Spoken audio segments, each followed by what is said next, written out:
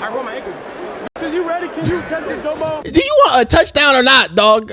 And off of putting belt to bum to goddamn Arizona Bearcat, Colorado sits at 5-2, eclipsing and going over the win total from last year and putting themselves in a decent little situation for conference play. But I'm here to talk about Colorado sneaking in to the college football playoffs, and the most direct way to do that is to win the conference. Now, being 3-1 in conference play in a decently wide open Big 12 does put the goddamn Buffaloes in a certain situation. So today we're gonna take a peek at some of their next three matchups. We're going to look how Colorado has performed, look to see what they can do and how they can do, and of course look at the Big 12 standings. But yeah, man, let's see the path to success that Deion Sanders can take, man. So we are 5-2, not we, but the Buffs is. There are only what's it called, two undefeated teams in conference left, and that is Iowa State and BYU. Now BYU is a whack. And Iowa State is not too bad, even though they struggled in their last game. But specifically, they need to focus. Colorado needs to focus on winning out and handling business in the rest of their conference, because they got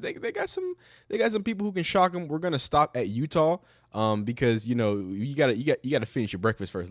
Let's see if they finish these three games, how they do, and then we can take a peek at Kansas and Oklahoma State maybe soon. But if you can't win these three, it don't really matter when we get here, unless the Big 12 gets wilder than it is. But as you can see, quite wide open, this from 3-1 up to 4-0. So this little situation of the real people who are competing, you might as well just say these guys are kind of out of it, even though you never know, somebody can shock some teams. So going against Texas Tech is one of the 3-1 teams. You turn them into a 3-2 team. As Colorado being a 4-1 team, you're in a decent little spot. You immediately jump frog against them. And I think that's the only team currently, Kansas State, BYU, Iowa State. Yeah, so the only team that has a better record in conference now, we're focused on conference, in conference, is Texas Tech. And that is a team that they play in 2 weeks. So this is, all these games are must win. But this one is a catapulter. This, in the wild world of the Big 12, you win this Texas Tech game, you could be sitting at number 1 in the conference. You know what I'm saying? The BYU loses the game, Iowa State loses the game. Like, that's it. That's all it takes. It's just them losing the game, and now you're tied for first place in the conference. So the door is wide open, and the Big 12 looks interesting. So we're talking about these teams: Cincinnati, Texas Tech, Utah. It's easy just to talk about this team against another team, and let's look at their stats too. Shedeur Sanders, 2028, I believe he's top 3 in passing yards. Isaiah Augustine, I mean, the rushing is absolutely non-existent. I believe Travis Hunter is top 10 in receiving yards. You got Nikhil Hill-Green, who's been impressing me a lot. Him and what's it called, obviously Bentley, they've been some real deal baggers. God dang, 2 interceptions on the season, not too bad. So it's cool to see that. But we got to look at these other teams, right? We have other teams cooking around and doing stuff, right? So this is their rankings. This is the gosh dang Colorado rankings. So the next team up is the Cincinnati Bearcats. Now, they are 5-2. They're third in the Big 12. And they got some dogs, it seems. They seem like they got some people who can spin it together. Now, it's so interesting to look at the perception of these teams, because at this point of the season, again, they're 5-2, third in the Big 12. They can make something shake. I think in week 3, people were writing off Cincinnati and Texas Tech. They were saying both of those teams were washed teams that just weren't going to be able to get anything done. And now we're sitting here with a 5-2 team that, again, has an open, wide seat to the Big 12. Now, both of these now are must-win games. And I know I talked about Texas Tech being a must-win game because of where they're set, but just because of the hunger here, I didn't even realize that they had the same exact record. I don't think they have the same conference record, even though they're third in the conference, but regardless. Like I said beforehand, all of these are must-win games. And Texas Tech is even more must-winnable. You know what I'm saying? The most winning-isticity is higher on that one than this one is, but they all got to win all of them. And looking at the way that they rank as a Cincinnati team, we're talking about a team that ranks as a top 50 offense when it comes to points a game, top 40 when it comes to yards a game, top 50 when it comes to points of play, third down conversion, top 25 in the nation in third down conversions against a defense who is number 26 against third down conversions. That's going to be a movable object versus unstoppable force there against the Cincinnati Bearcats. Apparently they can get it done in third down. Now that third down defense, for Cincinnati, not the strongest. We're at the mid, but this in no way is a mid-tier team. I mean, obviously mid in specific rankings, but when we look at it, not too bad. Top 23, like I said. Ooh, Cincinnati is a top 23. Oh, I just said that. I'm stupid. But I'm sorry. I saw it again. I was like, oh my god. Top 5 and 4th down conversion, if that means anything. Just don't get them. And then 94 in red zone scoring. I don't know how I feel about that. This is a really good red zone defense. This is the number 2 red zone defense. They've been number 1 to number 5 red zone defense every single week this year. So don't sleep on Colorado, especially when it comes into that red area. They play some very, very stingy defense when it comes to that. So good to see there. Good to see there. If you're a Colorado fan, for that particular thing, if they're going to get in the red zone, then they're going to need some big explosives to keep making sure they can push it and put the pressure on Colorado. Now, rushing statistics, I think, I don't want to say that. I was going to say I always preferred Colorado's rushing defense, even though they're middling, but their passing defense has only improved. Like these numbers have shifted. Their rushing defense was really strong coming out. Now it's still good, mid to here, but now this passing defense is really coming up. So when we look at the Cincinnati Bearcats and their rushing offense, it's middling. So we're mid against mid, not in a terrible way, but just in that way. And then their rushing defense is nothing too scary, but opponent's yards game, things like that. This is something that if the Colorado team does run the ball like they should, which is probably the biggest key for them to win these games, and biggest key to getting into the playoffs, this is the team to do it. This is another team where you can take all 3 of those backs, give them all 10 carries. I want them cycled in. I don't need to see Shedeur Sanders running any more speed options, please, unless it's a designated pitch. Get Jimmy Horn involved in the run game.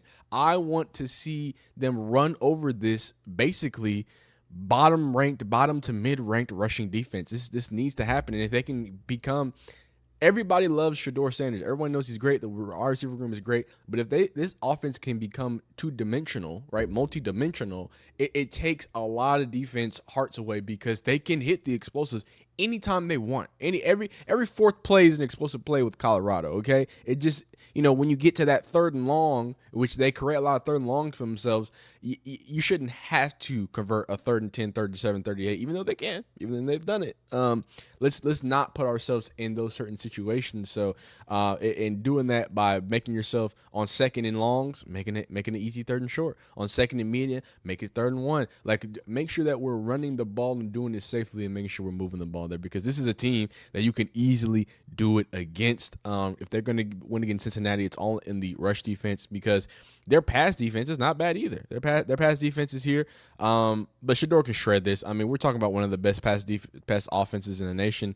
Number 6 in completion, number 47 in yards a game, number 14 in passes game, number 10 in passes, number 43 in interceptions thrown. I don't like that, but it's still not terrible. Like 127 in quarterback sack. Besides protecting the quarterback, this is by all means an elite passing offense. No one's going to argue with that. So the way that they win against Cincinnati is every single thing I say and it's always run the ball. I say that every single week.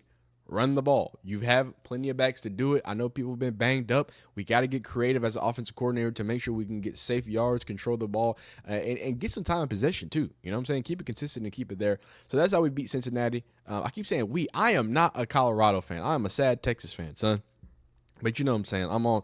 In this video, I'm on Colorado's team, technically. All right, now looking forward on Colorado's schedule, of course, is them dang Red Raiders. Now, Red Raiders, them Texas Tech boys, they were written off a little bit, again, like I talked about in the beginning of the season. But now as we sit here, Mr. Behren Morton with almost 2,000 yards, 63 completion percentage, 7.1 average, 70 long, 3 interceptions to 17 touchdowns. That's a dude that's been able to take care of the ball in a decent spot. Now, they do get sacked a bit. He's got a 142 rating. That's not too shabby. From rushing the ball, they've got some dogs in the rushing game. They've already got Taj Brooks at 804 yards. He's limping. I mean, we're halfway through the season. That boy about to get 1,000 of them things. And then Cameron Dickey, who's not a bad, serviceable backup, it seems. And, of course, they spread the ball around. A lot of carries going to a lot of different people. Obviously, Behren, I don't know how to say your name, son.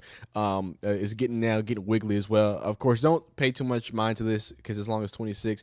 quarterbacks rushing yards get taken away from when they get sacked, which is kind of messed up. I don't think they should do that. Regardless, 8 touchdowns, 2 for Taj, so he's getting to the zone at a good spot. Wide receivers looking nice and spread out. You already got gentlemen going for 600, and then you got a 400 receiver, and then another basically 400 receiver right here. So spreading the ball out in a decent spot there. This is a team that seems like a really full, complete team.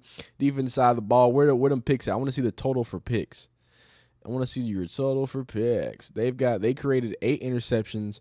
How many forced fumbles they create? How many fumbles how we create? 3 forced fumbles? Oh, 3 fumble recoveries. So we've recovered 3 fumbles. So 3 fumbles here, and then we've created 8 turnovers here.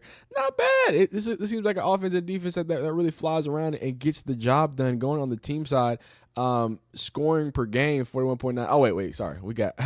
We got a sheet for that, son. All right, looking at Texas Tech's offense. This is a potent offense. Points per game at number 17 in the nation. Yards a game at number 19 in the nation. If you're familiar with Big 12 football, I want you to know Texas Tech feels like they never left the Big 12. I mean, they didn't, but obviously since the Big 12 is different, they are the kings of Big 12 football, and that's not going to change, okay? They will put up yards. This is the originators of the run and shoot offense. Correct me if I'm wrong, but this is where the run and shoot offense grew at and became big. They like to get into pistols. I'm talking about a pass. Right now, they have an offense that is still explosive, even though it's not the same, offense that was developed here XYZ. This is still a very explosive offense, and they do it consistently, ranking up in the top half to top mid parts when it comes to a lot of these different stats. Top 30 when it comes to third down conversion. So they get after it and they do it in a good way. Yards a game, like I said, number 19. The defensive side looks like a Big 12 defense. 110 in points a game, 114 in yards a game, 106 in opponents' points per game.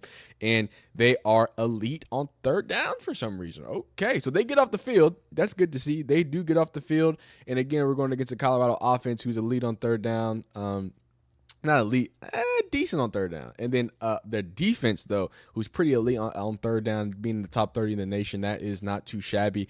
Continuing forward. Rushing statistics, they are number 28 for yards a rush, but number 88 when it comes to rushes a game, so they don't really give the rock up a lot. But still, rush yards a game, they're still top 50. Like, that's not bad. We saw the rushing statistics of that guy, of that main back there. He's eclipsing in on 1,000 yards, so they're potent. I mean, the yards per rush, they're very efficient, but they just kind of they don't hand it off as much clearly. But for the defensive side, they struggle against the run game. Another game where Colorado can impose their will. They can bring out multiple backs and get it done how they need to get done. I like to see that defensive side of the ball. It looks like they are pretty middling here. This is a Big 12 defense, man. This is a Big 12 passing defense that you're going to be able to kind of stick up in a lot of different ways. But this passing game is very potent. My God, interception stone, they're top 30. A quarterback sack, top 17. They take care of their guy. Passes a game, number 12. Wow. But number 90 in yards a pass. So they're not efficient. They don't have a lot of deep depth targets there. And continuing on and finishing off with Utah, the Utes. I gotta be honest with you. I think this might just be a roll. I think they're going to be able to roll over Utah. Utah is a team that should have been. I mean, they're 4-3. They're 10th in the Big 12. They're just going on a losing streak against Arizona, which is a team that got beat bad by Colorado. Arizona State, who's still trying to find their footing as well, and then TCU, another team who I think has a worse record. No, has the same record as them. So, to be honest with you, I don't see this being a big competitive game. And you can see a lot in the stats here. Hey, this defense, though, number 26 in opponent's points per game, number 44 in opponent's yards a game, number 4 in opponent's third down conversion. Hold up. While this offense seems to be pretty abysmal, we see 1s and 10s and just very bottom mid-tier. When we go to rushing statistics for this offense, mid-ish, they can get the ball done, and then mid-ish here as well. Actually, bottom of the mid, when we talk about the 80s, 121 in interceptions thrown, 125 in completion percentage. But this defense seems to be elite at multiple phases, so this could be one of those sleepers.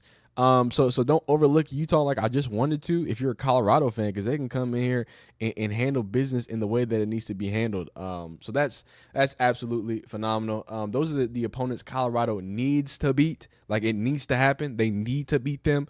to even have a chance at the playoffs. But I think it's reasonable, and I think it's reasonable when you guys somebody like this. When Shador Sanders is talking to the kids like this, not the kids, but talking to the people like this. I don't know. This get you fired up, son. This get you going in the right direction.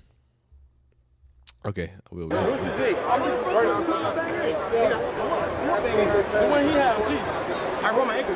Bitch, are you ready? Can you catch this dope ball? Listen, this is what I want you to do. Is you ready? Is you ready? I roll my ankle. Man, do you want a touchdown or not, dog? Like that is yeah. I like that. You keep doing that. I feel better putting in the 2 chance. I don't know down there. I think you're going to bed. Then go fade. You know what I'm saying? It's going to take time. And look, right after that touchdown, that's phenomenal. That's a good time, man. That's a good time. He said, "Can you catch this ball or not? What does your ankle have to do with your hand, son?" That's some good stuff, man. That's phenomenal. I love to see it. I think Colorado's gonna have a tough path. These are some real teams they got to play. They got to play some real teams. So be on the lookout for what they got cooking up. I think they can. If they don't win these next 3 games, we don't need to worry about those next 2 games. But they are promptly in the 3rd place of the Big 12 with a few different games where they can kind of put the in these next 2 games, they can put the what's it called, the fortune in their hand. If they win those games and then roll Utah, I mean, there's going to be hard. Unless BYU just stays as a wagon, unless Iowa State stays as a wagon, unless both of those teams just stay undefeated and don't lose a game, that's the only way they can get shut out of this Big 12 championship. So decent odds there. The Big 12 is wide open right now, and if Colorado does what they need to do, Deion Sanders is going to be in an amazing prime spot to kind of shut up a lot of haters who said he just wasn't a good coach. He couldn't do it. I wasn't a hater, but I was a naysayer. I just didn't believe that he had all. Not that I didn't believe he had. I just believe he needed more time. Like I just thought people were expecting too much of him too quickly. I mean, it's just college football, but here we are, year 2. You've already, the first year, you quadrupled the win total. This year, you've already went over last year's win total. So it's only improvement going forward. So if you're a Colorado fan, comment down below. Tell me what you think is the season and how it's going to go. If you're a team of any other team and wanted me to do this as well, look at their next few games, see what their path to the college football playoff is. Let me know. We can do that as well. Leave a like on this video if you like it. Dislike if you don't like it. Subscribe. Hit the bell icon. Do all that fun YouTube stuff, dog. And we'll see you next time.